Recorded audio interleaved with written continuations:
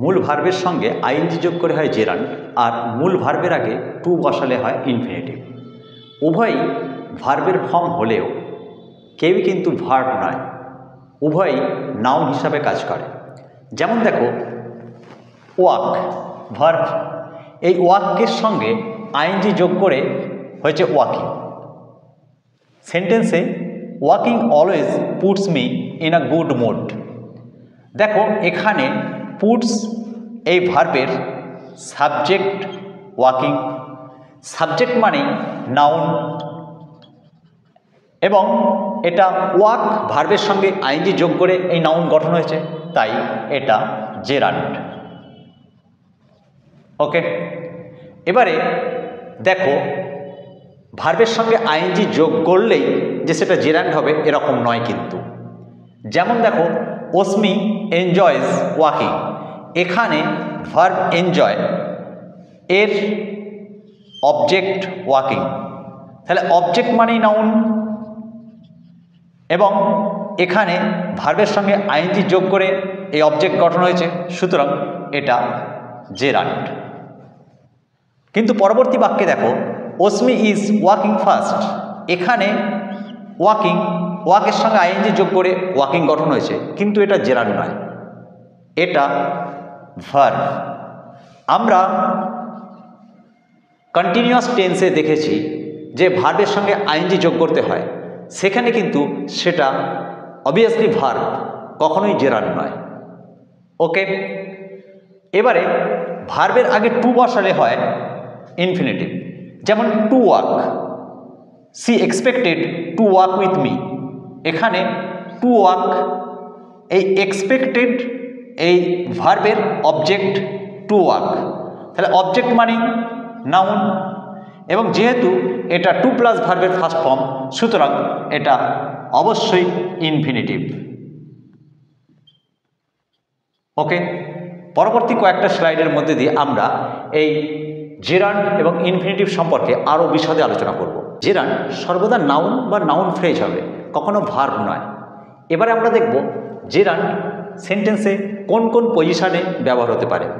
দেখো, সাবজেক্ট হিসাবে gerund, playing chess is my favourite hobby, এখানে দেখো ইজ এই ভার্বের সাবজেক্ট হচ্ছে প্লেইং চেস, এবং এই প্লেইং চেস অবভিয়াসলি এটা একটা নাউন ফ্রেজ, এবং এই প্লেইং এটা জেরান্ড, এবং এই প্লেইং চেস এই নাউন ফ্রেজটা এখানে ইজ এই ভার্বটার সাবজেক্ট হিসাবে কাজ করছে, তাই তো? তাহলে সাবজেক্ট মানে নাউন, এবং এটা জেরান্ড, তাই তো? Reading helps me keep my mind sharp, এখানে হেল্পস এই ভার্বের সাবজেক্ট হচ্ছে রিডিং, সাবজেক্ট মানে নাউন, এবং এটা এই রিডিং রিড ভার্বের সঙ্গে আইএনজি যোগ করে তৈরি হয়েছে, সুতরাং এই নাউন অবভিয়াসলি এটা ভার্ব নয়, জেরান্ড। ওকে, এবারে কমপ্লিমেন্ট হিসাবে জেরান্ডের ব্যবহার।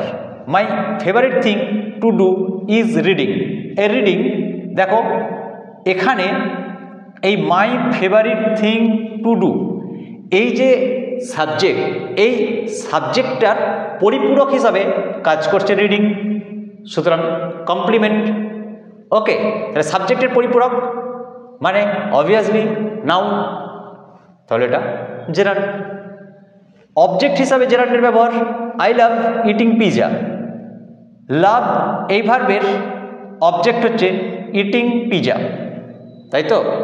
তাহলে এই ইটিং পিজা এটা অবজেক্ট মানে নাউন, মানে এখানে নাউন ফ্রেজ, নাউন ফ্রেজ, তাহলে এই জেরান্ড এখানে নাউন ফ্রেজ হিসাবে এই জেরান্ড অবজেক্টের কাজ করছে, তাই তো? We decided to take a trip without planning, এখানে প্ল্যানিং, এই প্ল্যানিং উইদাউট এই প্রিপোজিশনের অবজেক্ট, এর অবজেক্ট, তাহলে অবজেক্ট মানে নাউন, এবং এটা প্ল্যানের সঙ্গে আইএনজি যোগ করে প্ল্যানিং, তাই তো? তাহলে এই যে নাউন, এটা অবভিয়াসলি জেরান্ড এবং এটা প্রিপোজিশনের অবজেক্ট হিসাবে জেরান্ডের ব্যবহার। ওকে, নমিনাল কম্পাউন্ডে আমরা নিমিত্ত তৎপুরুষ যে বাংলায় পড়েছি সেই নিমিত্ত তৎপুরুষ হিসাবে নমিনাল কম্পাউন্ডের ব্যবহার দেখো। Give me some drinking water, এই যে ড্রিঙ্কিং ওয়াটার, এই ড্রিঙ্কিং ওয়াটার মানে ওয়াটার ফর ড্রিঙ্কিং, তাই তো? তাহলে এখানে নিমিত্ত তৎপুরুষ হিসাবে আমরা দেখছি, আমরা বলি কি ড্রিঙ্কিং ওয়াটার, তাই তো? নমিনাল কম্পাউন্ড, তাহলে এখানে জেরান্ডের ব্যবহার দেখলাম আমরা। আর কি না, গো এই ভার্বের সঙ্গে কিছু অ্যাক্টিভিটি যোগ করে আমরা দেখি জেরান্ড করি। কীরকম? ঋতিকা হ্যাজ গন শপিং, এই যে গন শপিং, শপিং জেরান্ড। একইভাবে আমরা বলতে পারি শুধু যে গন শপিং এরকম নয়, আমরা গো শপিং করতে পারি, বা গোয়িং সুইমিং, গোয়িং ফিশিং, গো হাইকিং, তারপর ওয়েন্ট সাইট সিইং ইত্যাদি ইত্যাদি। ঠিক আছে, এরকম বেশ কিছু অ্যাক্টিভিটি গো ভার্বের সঙ্গে যোগ করে যেখানে আমরা জেরান্ডের উপস্থিতি দেখব। এছাড়াও আরেকটা হয় সংক্ষিপ্ত নিষেধ, মানে অনেক সময় বলা হয় দেখবে টিচাররা বলে নো টকিং, এক্ষেত্রেও কিন্তু সংক্ষিপ্ত নিষেধ এবং যেখানে আমরা জেরান্ডের ব্যবহার দেখছি। ওকে, ইনফিনিটিভ সাবজেক্ট হিসাবে ডিরেকশান, ডেফিনেশন বা ইনস্ট্রাকশন দেয়।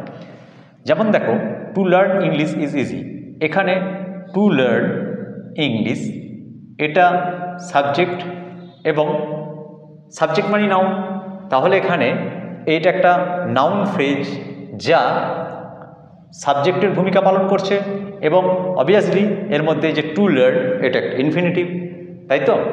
আবার to sing gives me great pleasure, এখানে গিভস এই ভার্বের সাবজেক্ট হচ্ছে টু সিং, তাহলে সাবজেক্ট মানে নাউন এবং আমরা দেখতে পাচ্ছি এটা টু প্লাস ভার্বের ফার্স্ট ফর্ম মানে ইনফিনিটিভ, তাহলে ইনফিনিটিভ সাবজেক্ট হিসাবে এখানে কাজ করছে। আবার কমপ্লিমেন্ট হিসাবে ইনফিনিটিভের ব্যবহার, my goal is to become an educator, to become, ঠিক আছে? এখানে আমার গোল এই জিনিসটার কমপ্লিমেন্ট হিসাবে টু বিকাম অ্যান এডুকেটার এই অংশটা কাজ করছে, যেখানে আমরা ইনফিনিটিভের ভূমিকা আছে দেখছি। আবার দেখো, দুটো ইনফিনিটিভ যদি কোনো একটা সেন্টেন্সে থাকে তাহলে একজন সাবজেক্ট হলে অপরজন সাবজেক্টের কমপ্লিমেন্টও হয়। যেমন দেখো, টু স্লিপ ইজ এই ভার্বের সাবজেক্ট এবং ইনফিনিটিভ অবশ্যই। আবার টু টেক রেস্ট এটাও কিন্তু একটা ইনফিনিটিভ, তাই তো? এবং এই সাবজেক্টের কমপ্লিমেন্ট হিসাবে কাজ করছে। ওকে, তাহলে একজন সাবজেক্ট আর অপরজন কমপ্লিমেন্ট হিসাবে একই সেন্টেন্সে দুটো ভূমিকা পালন করছে ইনফিনিটিভ। এছাড়াও অবজেক্ট হিসাবে Asmi wants to travel to Puri by train, এখানে ওয়ান্টস এই ভার্বের ডাইরেক্ট অবজেক্ট টু ট্রাভেল যা infinitive. She is planning to quit her job, to quit এখানেও এটা ভার্বের অবজেক্ট হিসাবে কাজ করছে ইনফিনিটিভ। আবার কারণ বা উদ্দেশ্য অর্থেও ইনফিনিটিভের ভূমিকা আছে, যেমন উইট টু লিভ, তাহলে আমরা খাই বাঁচতে, অর্থাৎ আমাদের খাওয়ার উদ্দেশ্যটা কি বা কারণটা কি সেটা বোঝাচ্ছে এই টু প্লাস ভার্বের ফার্স্ট ফর্ম অর্থাৎ টু লিভ। ওকে, ইনফিনিটিভ। আবার আমরা দুটো সেন্টেন্সকে আলাদা আলাদা দুটো সেন্টেন্সকে জয়েন করতে ইনফিনিটিভ কাজ করে। যেমন দুটো সেন্টেন্সকে আমি এখানে যোগ করেছি, দেখো, I have money I can buy the বুক, এখানে আমরা ইনফিনিটিভ দিয়ে এই দুটো সেন্টেন্স কীভাবে যোগ করলাম না, I have money to buy the book, to buy এই ইনফিনিটিভ দুটো সেন্টেন্সকে কানেক্ট করেছে। আবার অ্যাবাউটের পর ইনফিনিটিভ বসিয়ে আমরা প্রায় হতে চলেছে এরকম বোঝাতে আমরা অ্যাবাউটের পর ইনফিনিটিভ যোগ করতে পারি। কীরকম দেখো, the patient was about to die, অর্থাৎ রুগীটা মানে মুমূর্ষু আর কি, প্রায় মরতে চলেছে এরকম, ঠিক আছে? আমরা বলি না ফুলটা ফুটতে চলেছে এই জাতীয়। তাহলে এই যে অ্যাবাউট টু ডাই, এই টু ডাই ইনফিনিটিভ যা অ্যাবাউট যার আগে বসে প্রায় হতে চলেছে এটা বোঝাচ্ছে। আবার আফটার টু অর্থাৎ টি ডবল টু এর পরে আমরা দেখেছি টু প্লাস টু দিয়ে যে সিম্পল সেন্টেন্স হয়, এই যে she is too weak to walk, এই যে টু এর পরে ইনফিনিটিভের ব্যবহার, এটাও আমরা দেখেছি। ওকে, কিছু ভার্ব আছে যারা জেরান্ড বা ইনফিনিটিভ উভয় হিসাবে ব্যবহার হতে পারে। যেমন দেখো ইট, স্লিপ, ওয়ার্ক, এই জাতীয় ভার্বগুলো। যেমন সি হেটস স্লিপিং লেট, এখানে স্লিপিং অর্থাৎ জেরান্ড হিসাবে ইউজ হয়েছে। আবার she hates to sleep late, এখানে টু প্লাস ভার্বের ফার্স্ট ফর্ম অর্থাৎ ইনফিনিটিভ হিসাবে ইউজ হয়েছে, অথচ দুটোরই অর্থ একই আছে, তাই তো? আবার কিছু ভার্ব আছে যারা শুধুমাত্র জেরান্ড হিসাবে ব্যবহার হয়। যেমন enjoy, love, hate, avoid, deny, consider, imagine, suggest.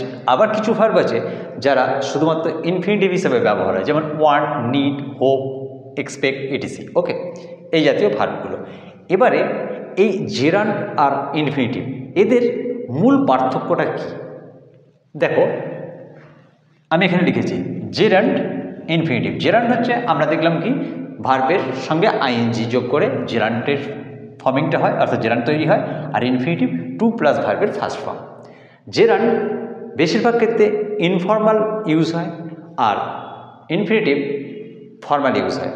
ওকে, জেরান্ড কাজের ওপর জোর দেয় আর ইনফিনিটিভ কারণের ওপর জোর দেয়।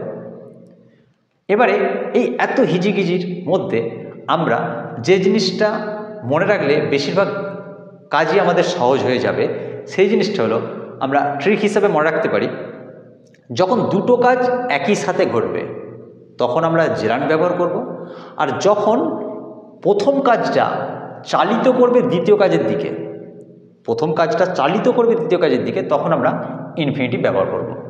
যেমন she likes eating biryani for lunch আর she wants to eat biryani for lunch. Okay,